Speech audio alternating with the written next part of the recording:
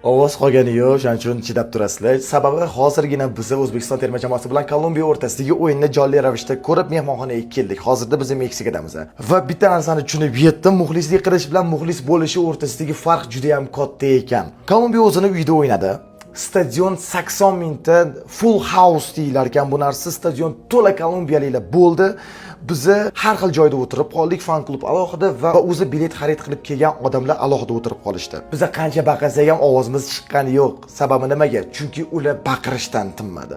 Qo'llab-quvvatlashdan tingani yo'q o'zini jamoasini. Kolumbiya o'yinchilari qiyshuv tepsa ham, ko'ptoni oldirib qo'ysa ham, zo'r gol bo'ladigan vaziyatda ura olmasa ham degan narsani birorta muxlisdan eshitganim yo'q. Hammasi faqatgina ole va shuni bilan har bitta o'yinchiga atalgan madhiya bor ekan. Xullas sizlardan iltimos qiladigan narsam bizni muxlislik qilishni o'zgartirishimiz kerak.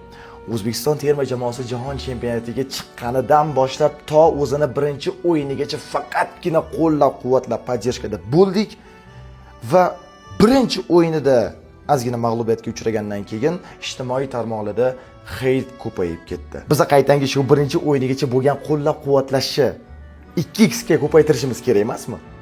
Men agar mabodo Kolumbiya yutqizib qo'ygan taqdirda ham ularni muxlislarini birontasi ular tomonga heyt otmagan bo'lardi.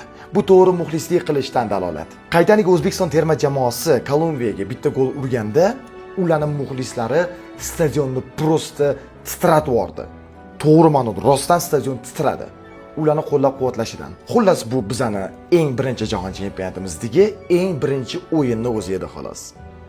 Biz bu chempionatda yoki yutamiz, yo bo'lmasa tajriba orttiramiz.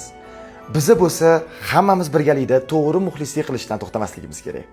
Charchamaydi. O'zbekiston terma jamoasiga jamoaviy omad tilab qolamiz.